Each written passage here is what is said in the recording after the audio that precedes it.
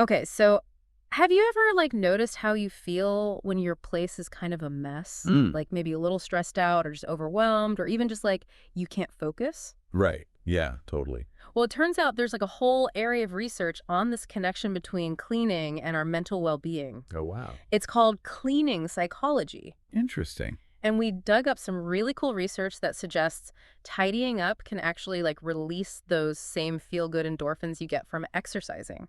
Really? Yeah, we're going to dive into how just decluttering can be a way to release emotions and even explore this idea of therapeutic cleaning. Okay, so where should we start? Well, maybe you can explain why our brains seem to crave order so much. Yeah, so it's actually pretty fascinating how our brains are wired. They Hmm. just love a clean space Yeah. because clutter bombards us with so much visual noise. Hmm. It makes it hard to focus. Mm. You know, it's almost like our brains are trying to process like a million things all at once. Oh, yeah.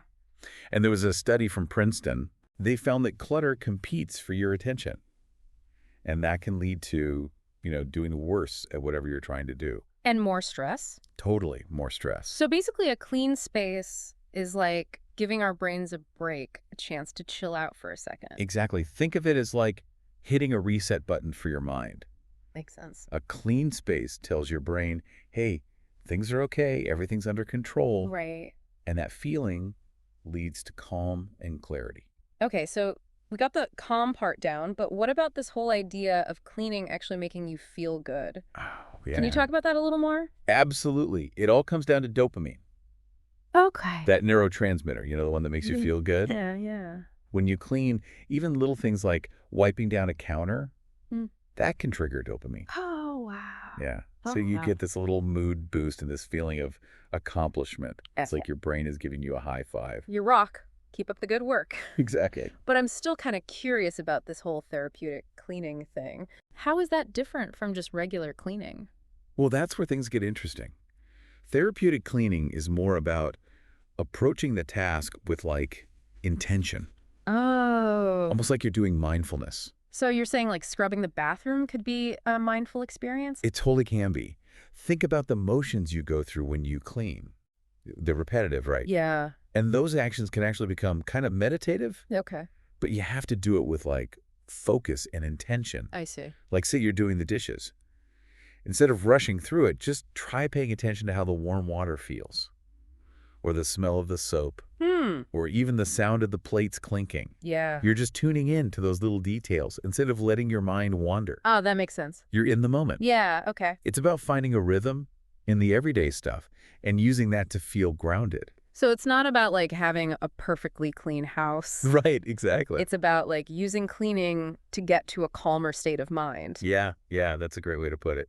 Okay, so I'm starting to see how cleaning can be a lot more than just a chore. It's Hmm. almost like a way to take care of yourself. Totally. But, for those of us who still struggle to even start cleaning, Hmm.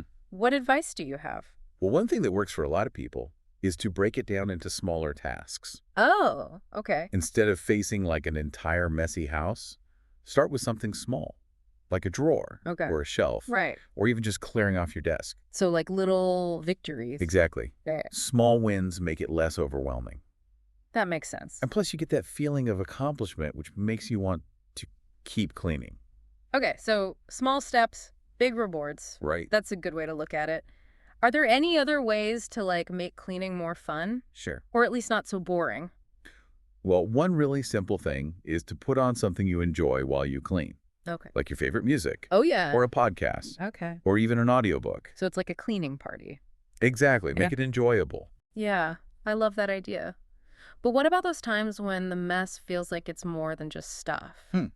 Like maybe it's connected to some deeper emotional stuff that we've been avoiding. Oh, yeah, that's a really important point.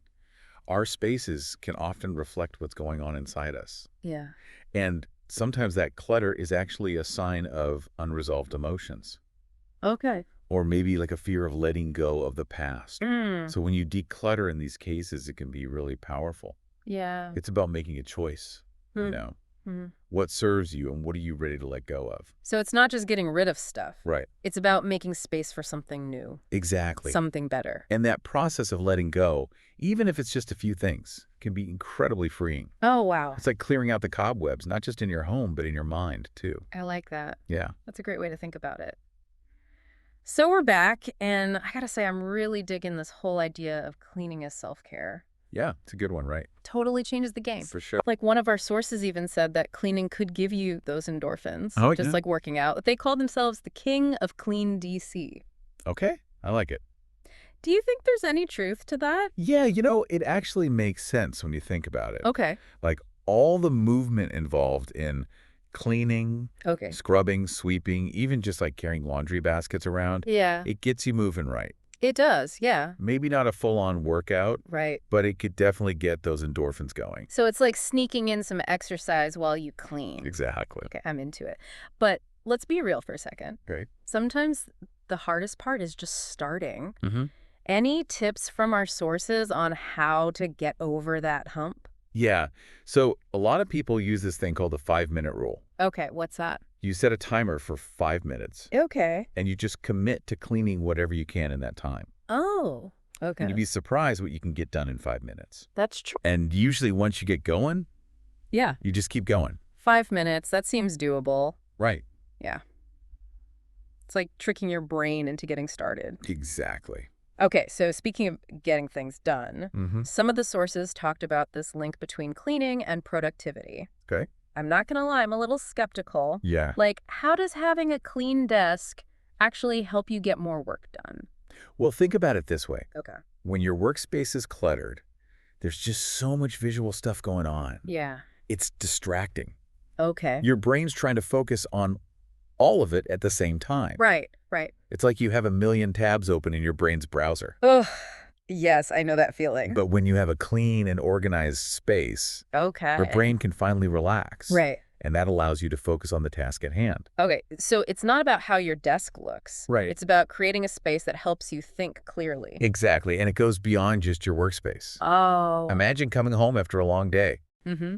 and your home is clean and organized. Oh, yeah. You don't have to waste time looking for things or tripping over stuff. Yeah, that's true. And that frees up mental energy so you can be more productive in other areas of your life. Okay, I'm starting to see the connection. Yeah, Clean space, clear mind, more productivity. exactly. Okay, let's shift gears a little bit and talk about the emotional side of things. Okay. We talked about how decluttering can help you release some emotions. Yeah. Can you talk more about that? Yeah. So we often have emotional attachments to our stuff. Mm-hmm. Maybe it's a dress from a special event or a gift from someone you don't talk to anymore Right. or stuff from a hobby you don't do anymore. Right. It's hard to let go of those things, right? It is, yeah. But when you hold on to those things, Yeah. it's like you're holding on to the past. Okay. And that can stop you from living in the present. So basically, clutter is like emotional baggage. It can be. Yeah. So decluttering, Yeah. letting go of that stuff, Mhm. it can be really liberating. Yeah. It's like you're saying goodbye to the past, Mm. acknowledging that it's over, Right. and opening yourself up to new experiences. I love that. But I can also see how it can be a tough process. Yeah, absolutely. Especially for people who are attached to their things. For sure. Any advice for them? Well, first of all, be kind to yourself Okay. and be patient. Right. There's no need to rush. Okay. You don't have to get rid of everything at once. Right. Start with a little bit, Yeah. through the drawer, Yeah. one corner of a room, Okay. and as you go through your things, Yeah. ask yourself a few questions. Okay, like what? Does this item make me happy? Okay. Do I actually use it? Mm-hmm. Does it represent who I am now? Okay. And if you hesitate at all, Yeah. or the answer is no, Mm-hmm. then it might be time to let it go. Those are good questions. And I think it's important to remember that letting go of something Yeah, doesn't mean you're forgetting the memories. It just means that thing served its purpose. And exactly. it's time to move on. Exactly. Okay, so one of our sources even said that cleaning can make you feel like a superhero. Oh, wow. Really? Yeah. How is that even possible? Well, it all goes back to that sense of accomplishment Okay. and control that we've been talking about. Think about when you finally conquer that huge pile of laundry, Yeah. or you transform a messy kitchen into a clean one. Yeah. It feels good. It does. You took control, Right. and that can make you feel really empowered. Mm-hmm. And that feeling can spill over into other areas of your life, too. Okay, so it's like cleaning gives you this confidence boost. Yeah, it shows you that you can create positive change, Yeah. overcome challenges, Right. and shape your world into what you want it to be. I love that. Cleaning as a launch pad for personal growth. Exactly. It's not about a clean house, it's about a clean slate, Uh-huh. a fresh start, Yeah. new possibilities. I love it. But before we get too carried away with our capes, Okay. Yeah. let's get back to reality for a minute. Okay. Decluttering can be really daunting, Mm-hmm. especially when you have so much stuff Right. and you don't even know where to start. It can be overwhelming. Any tips from the sources that can help with this? Yeah. One approach is to think about what each item is actually for. Okay. Like, does it have a real purpose in your life right now? Okay, so like if you haven't used it in months. Right. Or if it's just taking up space, Yeah, then it might be time to get rid of it. makes sense. Sometimes we hold on to things just because, Yeah. At a house. or because of sentimental reasons, Exactly. even though we don't really need them anymore. Right. So it's about being honest with yourself. Uh-huh. Does this really have a place in my life? Exactly. Another tip from the sources was this moving house analogy. Oh, yeah. I like that one. So like, imagine you're packing to move. Mm-hmm. Would you take this item with you? Yeah. If you're not sure, or the answer is no, Then you probably don't need it. right? It's a good way to detach from the emotional stuff. Yeah. Yeah. Make a more objective decision. Exactly. And it's okay to do it in stages, right? Oh, yeah, absolutely. You don't have to do everything all at once. No, take your time. Decluttering in phases. Yeah. Okay, so start with one area, Mm-hmm. one type of thing, Right. or even just one drawer. Yeah. Set a timer for 15 minutes Okay. and just see how far you get. Okay. Smaller chunks, Yeah. less overwhelming. Exactly. It's about progress. Not perfection. Right. You don't need a perfectly minimalist home. Yeah. Yeah. It's about creating a space that feels good for you, Makes sense. that supports your well-being, right. and that shows who you are. That's a great point. It's your space. Yeah, it should reflect you. Exactly. But let's be real for a second. Okay. Sometimes even thinking about decluttering can be exhausting. Yeah, totally. Any tips for how to deal with those feelings? Well, the most important thing is to be kind to yourself. Be patient. Right. It's okay to feel all sorts of emotions. Right. Just acknowledge those feelings. Yeah. And then try to bring yourself back to the present moment. So it's like, it's okay to have mixed feelings. Exactly. Just be understanding with yourself. Yeah. And don't be afraid to ask for help. Oh, yeah, that's a good point. If you're feeling stuck or overwhelmed, Yeah. reach out to a friend or a family member, Mm-hmm. or even a professional organizer. So you don't have to do it alone. Exactly. Okay, so let's talk about how our relationships with other people Okay. can affect our cleaning habits. Mm-hmm. Interesting. Our sources touched on how, like, Yeah. the people we live with Mm-hmm. and how we relate to each other Right. can influence our cleaning styles. Makes sense. Like, for some people, sharing a living space Yeah. can cause conflicts. If their cleaning styles clash. Right, exactly. Yeah. But for others, it can be a good thing. Yeah, like teamwork. Yeah, working together. Exactly. So our cleaning habits are part of a bigger picture. For sure. They're not just about us. They're influenced by our relationships. Exactly. One of the sources, Psychology Today, talked about this thing called cleaning guilt. Oh, cleaning guilt. Yeah, especially for people who grew up in homes where everything had to be spotless. Right, like if cleanliness was a big deal. Yeah, exactly. Interesting. Do you have any advice for dealing with those feelings? Well, the key is to, like, challenge those old beliefs Okay. and figure out what clean enough means to you. Okay, so like forget about what other people think. Yeah. And decide what works for you Exactly. Find a balance that fits your life. without all the guilt Right. and the pressure. Exactly. Okay, that's a good way to think about it. It's your choice. Yeah. You get to decide. For sure. What about when the mess is more serious? Mm. Like maybe it's connected to a mental health issue like depression or anxiety. Oh, yeah, that's an important point. For some people, a really messy space can be a sign of something deeper going on. Yeah, so maybe cleaning tips aren't the answer. Right. It's about being sensitive and understanding, Yeah. recognizing that the mess might be a symptom of a bigger struggle. Okay. And the most important thing is to offer support and resources. So it's not about judging or criticizing. Right. It's about helping them address the root of the problem. That's a good point. It's not always as simple as just cleaning up. For sure. Sometimes it's about looking deeper. Exactly. Okay, so for those listeners who are feeling inspired Mm. and ready to tackle their own clutter, Yeah. any final words of advice for them? Just remember it's a journey. Okay. Take it one step at a time. Right. Be kind to yourself. Mm-hmm. Celebrate your progress. Yeah. And focus on creating a space that truly reflects you. A space that makes you happy. Exactly. Okay, that's a great reminder. It's not about some perfect ideal. Right. It's about what works for you. Yeah, creating a space that feels like home. Exactly.